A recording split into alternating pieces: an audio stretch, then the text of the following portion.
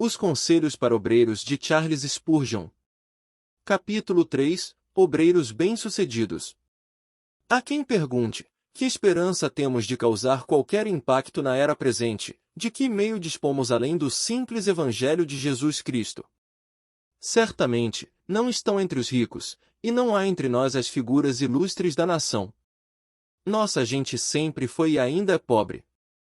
Como esperarmos impactar uma cidade tão grande como esta, ou ter alguma influência em um país tão grande? E, acima de tudo, como deixar uma impressão na população do globo? Somos fracos, mas não mais fracos do que os primeiros discípulos de Cristo. Eles não eram os outros, nem os ricos da terra. Pescadores, em sua maioria, não eram, de modo algum, homens de muita cultura. Marcharam como uma legião e saíram para conquistar, bem como para lutar. Onde quer que fossem, impunha-se a espada do Espírito, que é a palavra de Deus. Seus inimigos ficavam confusos. E é verdade que eles morreram no conflito. Alguns foram mortos pela espada, outros despedaçados por feras selvagens. Mas em todas essas coisas foram mais que vencedores por meio daquele que nos amou. A igreja primitiva pregou em sua época e deixou uma semente que a terra inteira não conseguiu destruir. E mesmo faremos nós, pela graça de Deus, se formos igualmente determinados, igualmente cheios com a vida divina, igualmente decididos a propagar o aroma do nome de Jesus Cristo de toda e qualquer maneira. Nossa fraqueza será nossa força, pois Deus a usará como plataforma sobre a qual a onipotência de sua graça será exaltada. E mantenham-se unidos, mantenham-se perto de Cristo, cerrados em fileiras. Prestem atenção ao grito de guerra. Fiquem firmes na fé. Portem-se como homens de guerra, e as portas do inferno não prevalecerão contra vocês. Basta que o próprio rei vá. À nossa frente na batalha estamos nós e não temeremos o resultado se desejarmos ver a palavra de Deus se espalhar. Multidões se unirão aos discípulos e um número imenso de pessoas que parecem mais distantes da salvação serão resgatadas. Devemos usar instrumentos adequados, pois nada será eficaz sem a operação do Espírito Santo e o consentimento celestial. Jamais devemos começar nossa classificação de recursos inferiores sem nos referir àquele potentado que nos abençoou e mistério, que habita na igreja, sem a qual nada é bom, nada é eficiente, nada alcança sucesso. Vem, Espírito Santo, pomba celeste, com todo o teu poder que revigora. Essa deveria ser a nossa primeira oração quando servimos a Deus, pois se não for assim, começaremos com orgulho e a pouca esperança de sucesso se contarmos com nosso próprio valor. Se formos para a batalha confiando em nossas forças, devemos nos surpreender se voltarmos marchados pela derrota. E se não fosse pelo teu Espírito, o Espírito de Deus, não poderíamos nem tentar mais. Quando confiamos em Ti, seguimos adiante com fé. Ultimamente, tenho sido tocado a olhar para a história da Reforma e das épocas anteriores a ela pela franqueza do testemunho dos pregadores antigos. Se observarmos a vida de Farel, veremos que ele não pregava sobre o Evangelho, mas o Evangelho junto. Albino fazia o mesmo. Hoje em dia, ele é visto apenas como um teólogo, mas na verdade foi um dos maiores pregadores do Evangelho. Quando João Calvino abria o livro e escolhia um texto, podia ter certeza de que ele pregaria que, pela graça sois salvos por meio da fé, e isto não vem de vós é dom de Deus, Efésios 2:8. O mesmo acontecia com Lutero.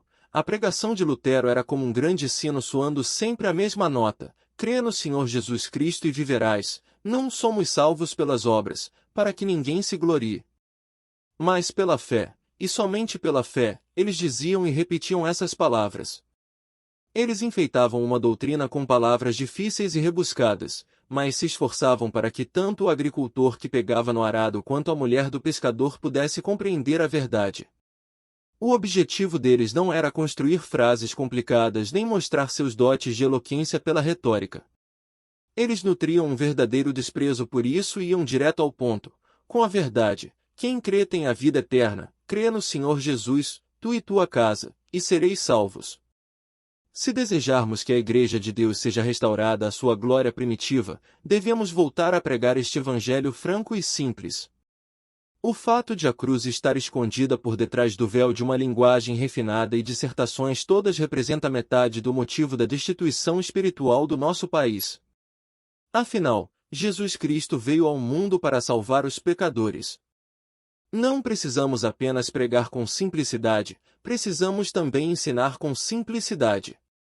E os professores da escola dominical também precisam ensinar este mesmo evangelho.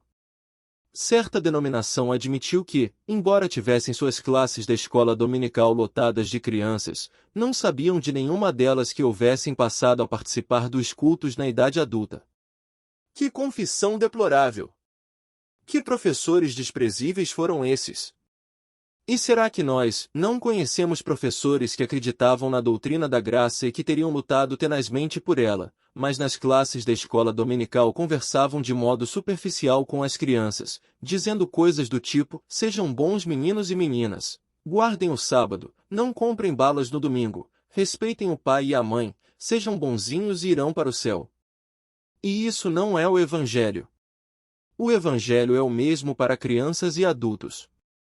Não é faça isso e viverá, que é seguir a lei dada por Moisés, mas sim creia nisso e viverá, se isso seguir a graça e a verdade que viveram por meio de Jesus Cristo.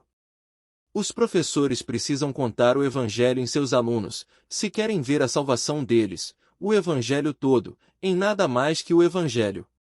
Pois se o tem, pois se ele expõe, sem ele nenhuma grande obra será realizada. E se quisermos ver o Evangelho espalhado em nossa terra, assim como um dia se espalhou em Genebra, como se espalhou na Escócia na época de John Knox, como na época de Lutero se disseminou por toda a Alemanha, devemos voltar a ter uma vida santa condizente com ele. Depois de ouvir nossos sermões, os ouvintes pensam: e as pessoas que frequentam esta igreja? Elas são corretas? São pessoas confiáveis em seus lares? São bons maridos, bons empregados, bons patrões? Certamente as pessoas perguntam isso. Esse é o testemunho. Do nosso caráter for ruim, acabou-se a nossa pregação. O médico pode aconselhar, mas se seus pacientes não forem curados, ele não será mais visto como um profissional. Do mesmo modo, o pregador pode pregar, mas se seu povo não amar o Evangelho, esmagará sobre os seus pés o que o pregador construiu com as suas mãos.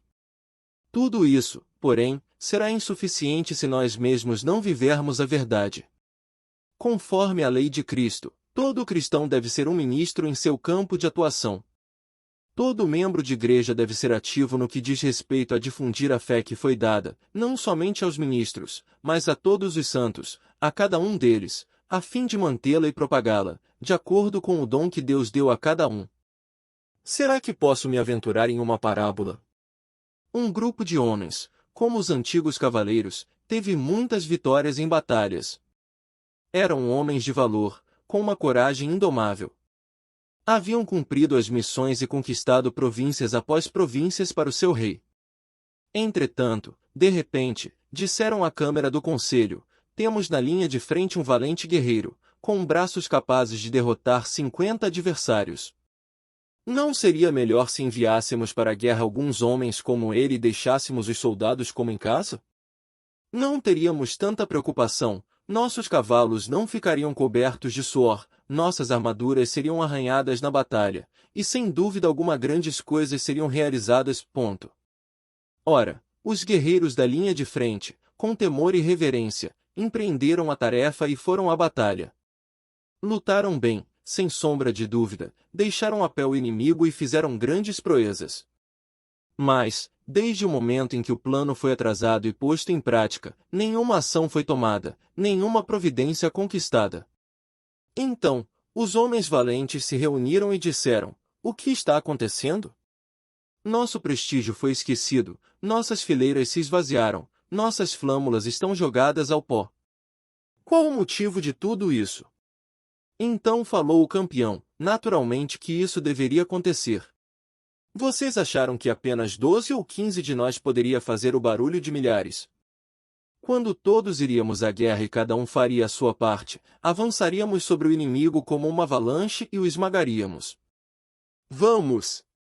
Mas agora que vocês ficam em casa e mandam apenas um punhado de nós para o campo de batalha realizar toda a obra, como esperam que grandes coisas aconteçam?